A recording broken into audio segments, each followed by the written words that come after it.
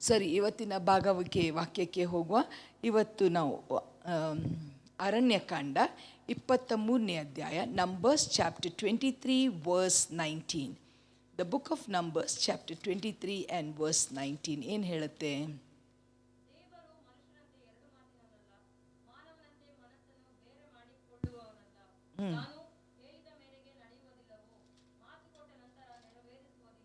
Hallelujah. Bible ಸ್ಪಷ್ಟವಾಗಿ ಹೇಳುತ್ತೆ, 23 Numbers 23:19, God is not a man that he should lie, neither the son of man that he should repent. Hath he said, and shall he not do it? Hath he spoken, and shall he not make it? Hallelujah, hallelujah. ಏಷಾಯನ ಗ್ರಂಥ 55ನೇ ಅಧ್ಯಾಯ 11ನೇ ವಚನ. Isaiah chapter 55 and verse 11 it says, ದೇವರ ವಾಕ್ಯ ಸ್ಪಷ್ಟವಾಗಿ ಇಲ್ಲಿ ಒಂದು ಮಾತು ಹೇಳ್ತದೆ, very beautiful. So shall my word be that goeth forth out of my mouth, it shall not return unto me void, but it shall accomplish that which I please, and it shall prosper in the thing whereto I send it. Amen. ಇದು ಎರಡೂ ವಚನದಿಂದ ನಾವೇನು ತಿಳ್ಕೊಳ್ತೇವೆ? The word of God has power. Amen. Swami, when the Lord speaks something, it is for sure he will never change. ಭೂಮಿ ಆಕಾಶ ಅಳೆದು ಹೋಗ್ಬೋದು, ಆತನ ಮಾತಾಡಿದ ಒಂದೊಂದು ಮಾತು ಬಿದ್ದು ಹೋಗುವುದಿಲ್ಲ. ಕರೆಕ್ಟಾ? You believe that? ಒಂದು ಡಾಟ್ ಆಗಲಿ, ಒಂದು ಕಾಮ ಆಗಲಿ, ಒಂದು ಪಾಸಿಟಿಫಿ ಆಗಲಿ, nothing will change. God spoke, finish, it will happen. ಒಪ್ಕೊಳ್ತೀರಾ ಎವ್ರಿಬಡಿ? ಒಪ್ಕೊಳ್ತೀರಾ? When God speaks, that is it, it's the final word. But there are three things which the Bible says changes God.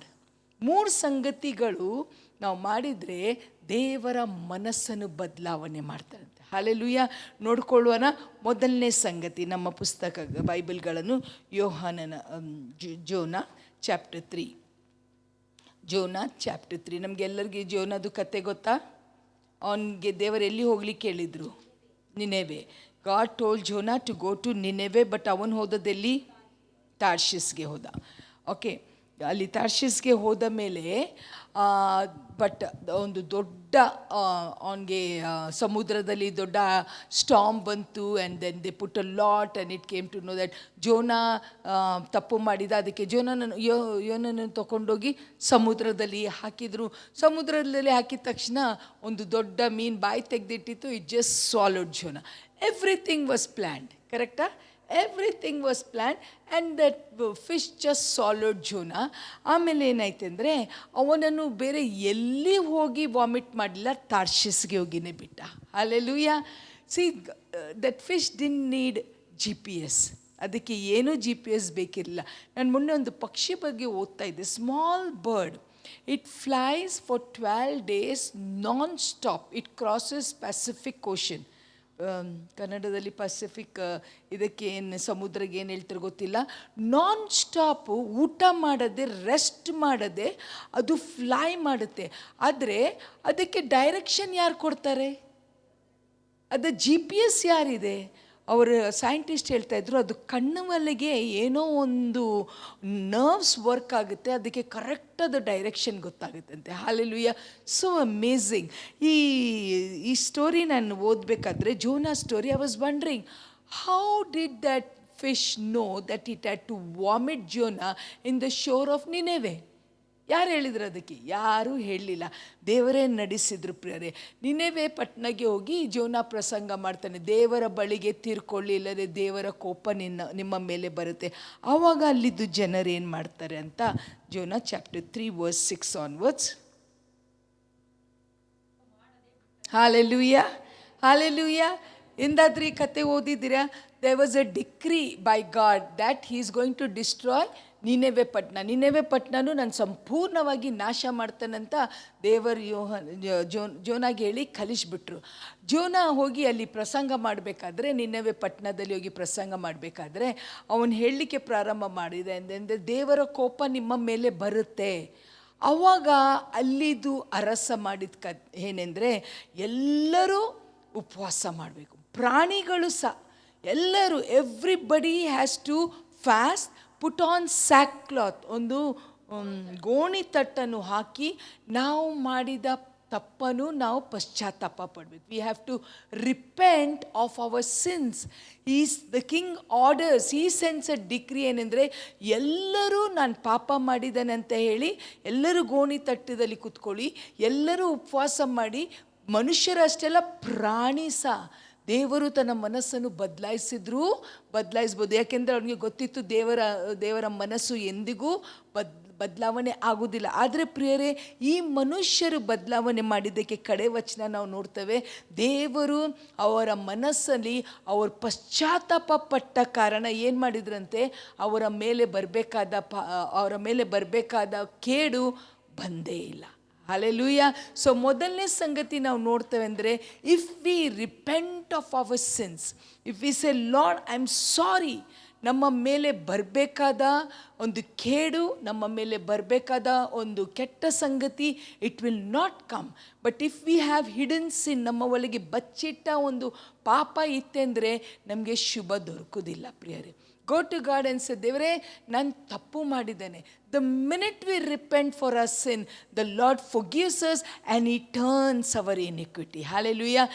ಇಲ್ಲಿ ನಿನವೆ ಪಟ್ಟಣಕ್ಕೆ ಬರಬೇಕಾದ ಒಂದು ದೊಡ್ಡ ಕೇಡು ದೇವರ ಮನಸ್ಸನ್ನು ಬದಲಾಯಿಸಿತು. ದೇವರ ಮನಸ್ಸನ್ನು ಏನೂ ಬದಲಾಯಿಸುವುದಿಲ್ಲ ಪ್ರಿಯರೇ. ಆತನ ಮಾತು ಒಂದ್ಸರ್ತೆ ಹೋಯ್ತಾ, ನಿನೆವೆ ಪಟ್ಟಣವನ್ನು ನಾನು ನಾಶ ಮಾಡ್ತೇನೆ ಅಂತ ಹೇಳಿದ್ರೆ ನಾಶ ಮಾಡಬೇಕಿತ್ತು. ಬಟ್ ದೇವರು ನಾಶ ಮಾಡಿಲ್ಲ, ದೇವರು ಅವರನ್ನು ಕ್ಷಮಿಸಿದ್ರು.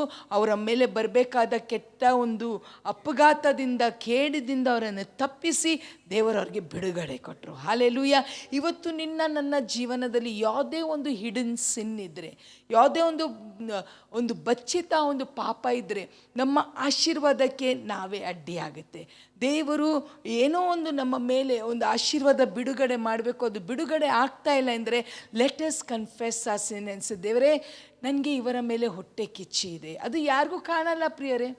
ನನಗೆ ಇವರ ಮೇಲೆ ನನಗೆ ಇವರನ್ನು ಕ್ಷಮಿಸಲಿಕ್ಕೆ ಆಗುವುದೇ ಇಲ್ಲ. ಬಿಟರ್ನೆಸ್ ಇದೆ, ನನಗೆ ಅಹಂಕಾರ ಇದೆ, ನನಗೆ ಈಗೋ ಇದೆ, ನನಗೆ ಇವೆಲ್ಲ ಸಂಗತಿಗಳು ನನ್ನ ಒಳಗೆ ಇದೆ. ದೇವರೇ ನನ್ನನ್ನು ಕ್ಷಮಿಸುವಂತ ನಾವು ಸ್ವಾಮಿ ಹತ್ರ ಕೇಳಿದರೆ ನಮ್ಮ ಮೇಲೆ ಬರಬೇಕಾದ ಕೇಡು ಸಂಪೂರ್ಣವಾಗಿ ನಿಲ್ತು ಹೋಗುತ್ತೆ. ಹಲ್ಲೆಲೂಯಾ. ಮೊದಲನೇ ಸಂಗತಿ, what changes the heart of god is that if we repent. ಎರಡನೇ ಸಂಗತಿ ನೋಡ್ಕೊಳ್ಳುವ ಪ್ರಿಯರೇ, ಅದನ್ನು ನಾವು ಆದಿಕಾಂಡ 8ನೇ ಅಧ್ಯಾಯ, Genesis chapter 8 verse 20 and 21. Genesis chapter 8 ಇಲ್ಲಿ ನಾವು ನೋಡ್ತೇವೆ, ನೋಹನ ಕಾಲದಲ್ಲಿ ಏನಾಯಿತು. ನೋಹನ ಕಾಲದಲ್ಲಿ ಜಲಪ್ರಲಯ ಬಂತು, ಎಲ್ಲ ಜನರು ನಾಶವಾಗಿ ಹೋದರು. ದೇವರು ಒಂದು ಮಾತನ್ನು ಹೇಳ್ತಾರೇನೆಂದರೆ, ಎಲ್ಲರನ್ನು ನಾನು ಏನು ಮಾಡ್ತಾನೆ, ನಾಶ ಮಾಡ್ತಾನೆ. I will destroy the whole world through flood ಅಂತ ಹೇಳಿ ದೇವರು ಜಲಪ್ರಯಾಣ ಕಲಿಸೇ ಬಿಡ್ತಾರೆ. ಆದರೆ 8, 20, 21 ಏನು ಹೇಳುತ್ತೆ ನೋಡ್ರಿ. ಹಲ್ಲೆಲೂಯಾ. ಇಲ್ಲಿ second thing we see what changed God's heart. ದೇವರೊಂದು ತೀರ್ಮಾನ ಮಾಡಿದಂದರೆ ಎಲ್ಲವನ್ನು, ಪಶು ಪಕ್ಷಿ ಅದು ಇದು ಇದ್ದದ್ದು ಪ್ರತಿಯೊಂದು ಭೂಮಿ ಮೇಲೆ ಇದ್ದದ್ದು ಪ್ರತಿಯೊಂದು ಸಂಗತಿ ನಾಶ ಆಗುತ್ತೆ. I will destroy everything in the flood. But when he offered a sacrifice, Noah ಒಂದು ಯಜ್ಞವನ್ನು ದೇವರಿಗೆ ಅರ್ಪಿಸಿದೋ, ಅದು ದೇವರಿಗೆ ಹೇಗೆ ಬಂತಂತೆ, ಘಮಘಮಿಸುವ ಸುವಾಸನೆ. When he offered that sacrifice, it changed the heart of God. Hallelujah. ದೇವರ ಮನಸ್ಸನ್ನು ಅದು ಬದಲಾವಣೆ ಮಾಡಿಬಿಟ್ಟು, ದೇವರು ಏನು ತೀರ್ಮಾನ ಮಾಡಿದ್ರು ಅಲ್ಲಿ ನೋಡ್ರಿ, ಹೇಳ್ತಾರೇನೆಂದರೆ, I will not again curse the ground any more for man's sake, for the imagination of man's heart is evil from his youth. Neither will I again smite any more everything living as I have done. ಅಲ್ಲಿ ದೇವರ ಒಂದು ಮನಸ್ಸು ಬದಲಾವಣೆ ಆಗುತ್ತೆ. ಇವತ್ತು ನೀನು ನಾನು ದೇವರನ್ನು ಆರಾಧನೆ ಮಾಡುವಾಗ ವಿತ್ ಆಲ್ ಅವರ್ ಹಾರ್ಟ್, ನಾವು ಎಷ್ಟೋ ಸರ್ತೆ ನನ್ನನ್ನು ಇಟ್ಕೊಂಡು ಆರಾಧನೆ ಮಾಡ್ತೇವೆ, ನಮ್ಮ ಮನಸ್ಸು ಎಲ್ಲೆಲ್ಲೋ ಇರುತ್ತೆ. ಬಟ್ ದೇವರ ವಾಕ್ಯ ಹೇಳುತ್ತೆ, they that worship him must worship him in spirit and in truth. ಸತ್ಯ ತಕ್ಕಂಗೆ ಆತ್ಮದಲ್ಲಿ ನಾವು ಆರಾಧನೆ ಮಾಡಿ, ಪೂರ್ಣ ಮನಸ್ಸಿಂದ ನಾವು ಆರಾಧನೆ ಮಾಡಿದಾಗ ಪ್ರಿಯರೇ, ದೇವರ ಮನಸ್ಸು ನಮ್ಮ ಪರವಾಗಿ ಬದಲಾವಣೆ ಆಗುತ್ತೆ. ದೇವರು ತೀರ್ಮಾನ ಮಾಡಿದರು, I will destroy everything. But did God do that? ಅದನಂತರ ನಾವು ನೋಡ್ತೇವೆ, ಎಂದೂ ದೇವರು ಜಲರಾಶಿಯನ್ನು ಕಲಿಸಿ ಲೋಕವನ್ನು ಅವರು ನಾಶ ಮಾಡೇ ಇಲ್ಲ. ಆ ಒಂದು ಸ್ಯಾಕ್ರಿಫೈಸ್, ಆ ಒಂದು offering that Noah offered when he came out of the ark, ಅದು ಸ್ವಾಮಿಗೆ ಒಂದು ಘಮಘಮಿಸುವ ಒಂದು ಸುವಾಸನೆ ಆದ ಕಾರಣ it change the heart of God. ಇವತ್ತು ಪ್ರತಿನಿತ್ಯ ನಾವು ದೇವರ ಆಲಯಕ್ಕೆ ಬರ್ತೇವೆ, ನಾವು ಕೈ ಎತ್ತಿ ಆರಾಧನೆ ಮಾಡ್ತೇವೆ. ನಾವು ಆರಾಧನೆ ಮಾಡುವಾಗ ನಾವು ಹಿಂಗೆ ಯೋಚನೆ ಮಾಡಬೇಕೆಂದ್ರೆ, ಲೆಟ್ ಮೈ ವರ್ಷಿಪ್ ರೀಚ್ ಹಿಮ್. ನನ್ನ ಆರಾಧನೆ ಅವರಿಗೆ ಘಮಘಮಿಸುವ ಒಂದು ಸುವಾಸನೆ ಆಗಲಿ. ಹಲ್ಲೆಲೂಯಾ. ದೇವರು ನನ್ನ ಆರಾಧನೆಯನ್ನು ಸ್ವೀಕಾರ ಮಾಡಲಿ. ನನ್ನ ಆರಾಧನೆ ಮೂಲಕ ದೇವರಿಗೆ ಸಂತೋಷ ಆಗಲಿ. ನನ್ನ ಆರಾಧನೆ ದೇವರ ಮನಸ್ಸನ್ನು ಬದಲಾವಣೆ ಮಾಡಲಿ. ಹಲ್ಲೆಲೂಯಾ. ಮೊದಲನೇ ಸಂಗತಿ ನಾವು ನೋಡ್ತೇವೆ, ವೆನ್ ವಿ ರಿಪೆಂಟ್, ಎಂಥದೇ ಒಬ್ಬ ಕೆಟ್ಟ ಮನುಷ್ಯ ಆಗಿರಲಿ, ಎಂಥದೇ ಒಂದು ನಾವು ಹೇಳ್ತೇವಲ್ಲ, this man will never change, ಅವನ ಬದಲಾವಣೆ ಆಗುವುದಿಲ್ಲ ಅಂತ ನಾವು ಹೇಳ್ತೇವಲ್ಲ, ಆ ಮನುಷ್ಯ ಬದಲಾವಣೆಯಾಗಿ ದೇವರೇ ನಾನು ಪಾಪಿ ಅಂತ ಹೇಳಿದಾಗ ದೇವರ ಮನಸ್ಸು ಅವನ ಪರವಾಗಿ ಬದಲಾವಣೆ ಆಗುತ್ತೆ. ಮೊದಲನೇ ಸಂಗತಿ, if we repent, God's heart will change. ಎರಡನೇದಾಗಿ, when we offer our sacrifices to God, Noah ಯಜ್ಞವನ್ನು ಅರ್ಪಿಸಿದ ತಕ್ಷಣ ನಾವು ನೋಡ್ತೇವೆ ದೇವರಿಗೆ ಅದು ಘಮಘಮಿಸುವ ಸುವಾಸನೆ ಆಯಿತು. The heart of god change. He said, I will never destroy Mankind with flood henceforth. Hallelujah. ಮೂರನೇ ಸಂಗತಿ that changes the heart of god, ಅದು ಯಾವುದೆಂದೇ, ಎರಡನೇ ಅರಸ 20ನೇ ಅಧ್ಯಾಯ, second Kings chapter 20 verse 1 to 6. In those days was Hezekiah sick unto death, and the prophet Isaiah the son of Amos came to him and said unto him, Thus saith the Lord, set thy house in order, for thou shalt die.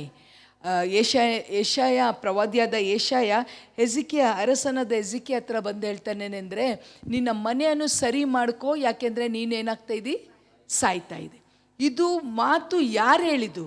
ದೇವರು ಪ್ರವಾದಿಯಾದ ಏಷಾಯನಿಗೆ ಹೇಳಿ, ಏಷಾಯ ಬಂದು ಅರಸನಾದ ಹೆಜ್ಕಿಯಗೆ ಹೇಳ್ತಾನೆ ಅಂದರೆ, ನೀನಿನ್ನು ಸಾಯ್ತಾ ಇದ್ದಿ, ನಿನ್ನ ಮನೆಯನ್ನು ಸರಿಪಡಿಸ್ಕೋ. ಹೆಜ್ಕಿಯ ಏನು ಮಾಡಿದ? Then he turned his face to the wall and prayed unto the Lord, saying, I beseech thee, O Lord, remember now how I have walked before thee in truth and with a perfect heart, and have done that which is good in the sight of God. And Hezekiah wept sore. ಕನ್ನಡದಲ್ಲಿ ಏನಿದೆ? ಹೆಜ್ಕಿಯ ಏನು ಮಾಡಿದ? ಬಹಳವಾಗಿ ಅತ್ತನು. ಆಮೇಲೆ ಏನಾಯಿತು? ಕನ್ನಡದಲ್ಲಿ ಹಾಕಮ್ಮ. And it came to pass, afore Isaiah was gone out into the middle court, that the word of the Lord came to him, saying, Turn again and tell Hezekiah, the captain of my people, Thus saith the Lord, the God of David, thy father, I have heard thy prayer, I have seen thy tears. Behold, I will heal thee. On the third day thou shalt go up unto the house of the Lord. Hallelujah. Hallelujah. Hallelujah. ಹೆಜ್ಕಿಯ ಎಲ್ಲಿ ಹೋಗಿಲ್ಲ. ಏಷಾಯ ಬಂದು ಹೇಳ್ತಾನೆ, ಮುಗೀತು, ನಿನ್ನ ದಿನ ಮುಗೀತು, ನಾವು you are going to die. Hezekiah ಒಂದೇ ಮಾಡಿದ, ಹಿ ಟರ್ನ್ಡ್, ಆತನು ಮುಖವನ್ನು ಗೋಡೆಗೆ ತಿರುಗಿ ಹಿ cried.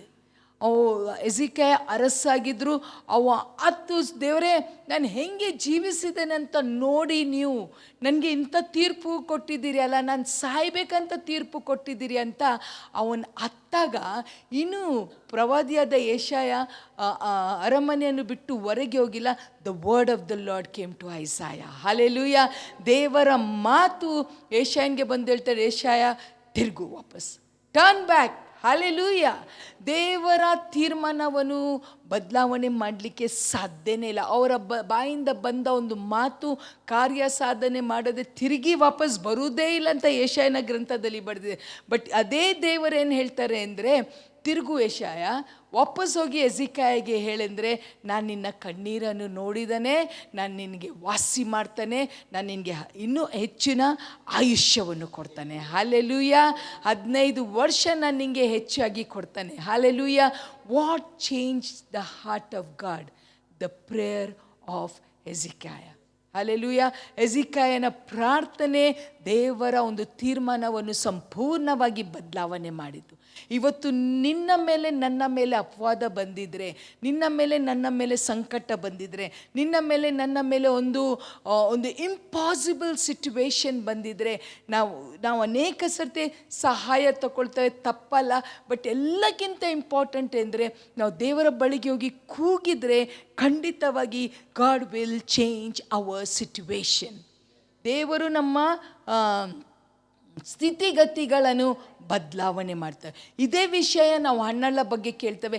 Every year Hannah went to pray. ಅವಳು ವರ್ಷ ಹೋಗಿ ಶಿಲೋದಲ್ಲಿ ಪ್ರಾರ್ಥನೆ ಮಾಡ್ತಾಯಿದ್ಲು. ಬಟ್ ಎಲ್ಲಿ ಒಂದು ಸರ್ತೆನೂ ನಾವು ದೇವರ ವಾಕ್ಯದಲ್ಲಿ ನೋಡ್ತೇವೆ that God didn't hear. But ಒಂದು ವರ್ಷ ನಾವು ನೋಡ್ತೇವೆ when she went and she wept. ಏನು ಮಾಡಿದ್ಲು ಅವಳು ಇಷ್ಟು ಅಳ್ತಾ ಇದ್ಲು. ಮೊದಲನೇ ಸಂವೇದದಲ್ಲಿ ನೀವು ಓದ್ರಿ, ಅವಳು ಇಷ್ಟು ಅಳ್ತಾ ಇದ್ಲು ದೇವರ ಸನ್ನಿಧಿಯಲ್ಲಿ. ಅಲ್ಲಿ ಇರುವ ಯಾಜಕ ಎಲಿ ಹೇಳ್ತಾನೆ, ಅಯ್ಯೋ ಇವಳು ಕುಡಿದು ಬಂದುಬಿಟ್ಟಿದ್ದಾಳೆ, ಇವಳಿಗೆ she has lost a mind, she is so ಮಗ್ತನಾಗಿದ್ದಾಳೆ, ಶಿ ಈಸ್ ಇಂಟಾಕ್ಸಿಕೇಟೆಡ್. ಅವಳಿಗೆ ಏನು ಮಾಡ್ತಾಳೆ ಅಂತ ಗೊತ್ತಿಲ್ಲ. ಅವಾಗ ಅವಳು ಹೇಳ್ತಾಳೆ, I am so much broken, ನಾನು ಮನ ಮುರಿದಿದ ಒಂದು ಸ್ತ್ರೀ ಆಗಿದ್ದಾನೆ. ನನ್ನ ನೋವು ಎಷ್ಟು ಇದೆ ಅಂದರೆ ನನಗೆ ಸಹಿಸಲಿಕ್ಕೆ ಆಗ್ತಾಯಿಲ್ಲ. ನನಗೆ ಪ್ರಾರ್ಥನೆ ಮಾಡಲಿಕ್ಕೂ ಮೈ ಮೌತ್ ಇಸ್ ಜಸ್ಟ್ ಮಂಬ್ಲಿಂಗ್, ನನ್ನ ಬಾಯಿ ಬರೇ ಶೇಕ್ ಆಗ್ತಾಯಿದೆ. ನಾನು ಕುಡಿದು ಬಂದಿಲ್ಲ. I am a woman who is broken in heart. Hallelujah. ಅದು ದಿವಸ ಅವಳ ಕಣ್ಣೀರನ್ನು ನೋಡಿ ನಾವು ನೋಡ್ತೇವೆ, god changed her situation. Hallelujah. ದೇವರು ಅವಳ ಸ್ಥಿತಿಯನ್ನು ಬದಲಾವಣೆ ಮಾಡಿದರು. ಇಷ್ಟೋ ವರ್ಷದಿಂದ ಹೋಗಿ ಅವಳು ಪ್ರಾರ್ಥನೆ ಮಾಡ್ತಾಯಿದ್ಲು. ಆದರೆ ಆ ವರ್ಷ ಯಾವಾಗ ಅವಳು ಕಣ್ಣೀರು ಬಿಟ್ಟು ಪ್ರಾರ್ಥನೆ ಮಾಡಿದ್ಲ, ದೇವರು ಅವಳ ವಿಷಯವಾಗಿ ಒಂದು ಬೇರೆಯೇ ತೀರ್ಪು ಕೊಟ್ಟರು. ಏನು ಕೊಟ್ಟರು? ನಿಮಗೆ ಒಂದು ಮಗು ಆಗುತ್ತೆ. ಹಲ್ಲೆಲೂಯಾ. ಅವು ದೇವರ ವಾಕ್ಯ ಹೇಳುತ್ತೆ ಅಂದರೆ ಆ ಪ್ರಾರ್ಥನೆ, ಅದನ್ನು ಓದ್ಕೊಳ್ಳುವ ನಾವು. ಮೊದಲನೇ ಸಂವೇಲ. Let's open our Bibles to 1 Samuel. ವಚನ ಹೇಳ್ತೇನೆ ನಾನು. ಮೊದಲನೇ ಸಂವೇಲ. ದೆನ್ ಕೌಂಟೆನೆನ್ಸ್ ಚೇಂಜ್ಡ್ ಅಂತ ಹೇಳ್ತದೆ.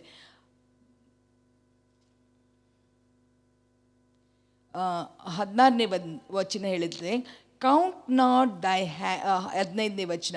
And Hannah answered and said no. 14. Eli said unto her, how long will thou be drunk? Put away thy wine from thee. And Hannah answered and said, No, my Lord, I am a woman of a sorrowful spirit. ಕನ್ನಡದಲ್ಲಿ ಏನಿದೆ? ನಾನೊಂದು ಎಂಥ ಸ್ತ್ರೀ? ದುಃಖ ಪೀಡಿತಾದ ಒಂದು ಸ್ತ್ರೀ ನಾನು ಕುಡಿದು ಬಂದಿಲ್ಲ. I have drunk neither wine nor strong drink, but I have poured out my soul before the lord. ಅದ ನಂತರ ನಾವು ಇನ್ನೊಂದು ವಚನ ನೋಡ್ಕೊಳ್ಳುವ. ಓಕೆ, 20ನೇ ವಚನ ಹೀಗೆ ಹೇಳುತ್ತೆ. ಅದೇ 18 ಹೇಳುತ್ತೇನೆ ಅಂದರೆ, then she said, let thy handmaid find grace in thy sight. So the woman went her way and did eat and her countenance was no more sad. ಏನು ಹೇಳುತ್ತೆ? ಆತನ ಮುಖ ಮೇಲೆ ಇದ್ದ ಆತನ ಮೇಲೆ ಇರುವ ಅವಳ ಮೇಲೆ ಇರುವ ದುಃಖ ಆಮೇಲೆ ಕಾಣಲೇ ಇಲ್ಲ.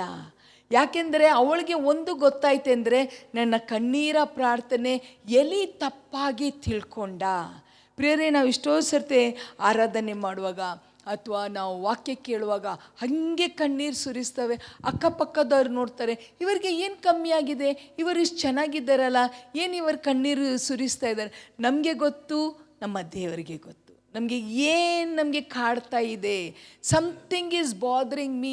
I cannot speak it out. I cannot go and tell the priest. I cannot go and tell the elders. I cannot go and tell my husband. ಆದರೆ ನಾವು ಕೂಗ್ತಾ ಇರಬೇಕಾದ್ರೆ ದೇವರು ನೋಡಿಬಿಟ್ಟು ಏನು ಮಾಡ್ತಾರೆ ಅಂದರೆ, ನಮ್ಮ ಮುಖ ಮೇಲೆ ಇರುವ ದುಃಖವನ್ನು ಸ್ವಾಮಿ ತೆಗೆದಾಕ್ತಾರೆ. Hallelujah, hallelujah. ಆಮೇಲೆ ಏನಾಯ್ತು ಅಂದರೆ, ದೇವರು ಅವಳಿಗೆ ಆಶೀರ್ವಾದ ಮಾಡಿ ಒಂದು ಸುಂದರವಾದ ಮಗುವನ್ನು ಕೊಟ್ಟರು. ಹಾಲೆಲೂಯಾ. ಪ್ರಿಯರೇ, 3 ಸಂಗತಿ ಅಷ್ಟೇ ಇವತ್ತು ನಾನು ಹೇಳಲಿಕ್ಕೆ ಇಷ್ಟಪಡ್ತೇನೆ. What changes the heart of god? ದೇವರ ಮನಸ್ಸನ್ನು ಏನು ಬದಲಾವಣೆ ಮಾಡ್ತೇವೆ ಅಂದರೆ, ಮೊದಲನೇದಾಗಿ ನಮ್ಮ ತಪ್ಪನ್ನು ನಾವು ಅರಿಕೆ ಮಾಡ್ತೇವೆ. ಕೆಲವರು ಇದ್ದರೆ, ನೀನು ಬೇಕಾದು ಮಾಡು, ನನ್ನ ತಪ್ಪನ್ನು ನಾನು ಒಪ್ಕೊಳ್ಳೋದೇ ಇಲ್ಲ, ಅವ್ರಿಗೆ ಶುಭ ದೊರಕುವುದೇ ಇಲ್ಲ. ಹಲ್ಲೆಲೂಯಾ. ಆದರೆ ನಾವಿವತ್ತು ನೆನೆವೆ ಪಟ್ಟಣದಲ್ಲಿ ಇರುವ ಆ ಅರಸ ಒಂದು ತೀರ್ಪನ್ನು ಮಾಡ್ತಾನೆ. ಇಡೀ ನಿನ್ನವೆ ಪಟ್ಟಣ ಗೆದ್ರೆ ಎವ್ರಿಬಡಿ ನಿಮ್ಮ ಬಟ್ಟೆ ಬಿಡ್ರಿ, ಎಲ್ಲರೂ ಗೋಣಿ ತಟ್ಟದಲ್ಲಿ ಕೂತ್ಕೊಳ್ರಿ, ನಿಮ್ಮ ಮದುವೆ ಇರ್ಬೋದು, ನಿಮ್ಮ ಫಂಕ್ಷನ್ ಇರ್ಬೋದು, ಎಲ್ಲ ಕ್ಯಾನ್ಸಲ್ ಮಾಡಿ ಉಪವಾಸದಿಂದ ಪ್ರಾರ್ಥನೆ ಮಾಡಿರಿ ಅಂತ ಒಂದು ತೀರ್ಮಾನ ಮಾಡಿದ್ದಕ್ಕೆ god save that nation. Hallelujah. ಇಡೀ ನಿನ್ನೆವ ಪಟ್ಟಣ ದೇವರು ಕಾಪಾಡಿದರು. ಎರಡನೇದಾಗಿ ನಾವು ನೋಡ್ತೇವೆ, ನೋಹ ಯಜ್ಞವನ್ನು ಅರ್ಪಿಸಿದ ಕಾರಣ ಅಲ್ಲಿ ಒಂದು ದೊಡ್ಡ ಬದಲಾವಣೆ ಆಯಿತು. God's heart for mankind change. ಅದ ನಂತರ ಜಲಪ್ರಳಯದಿಂದ ಲೋಕವನ್ನು ನಾಶ ಮಾಡಿಲ್ಲ, ಇನ್ನು ಬರುವ ದಿನಗಳಲ್ಲಿನೂ ಜಲಪ್ರಳಯದಿಂದ ನಾಶ ಮಾಡಲ್ಲ. ಮೂರನೇ ಸಂಗತಿ, when we turn us a face to the wall and cry, God changes. ಅವರ ತೀರ್ಪು ನಮ್ಮ ಬಗ್ಗೆ ಬದಲಾವಣೆ ಆಗುತ್ತೆ.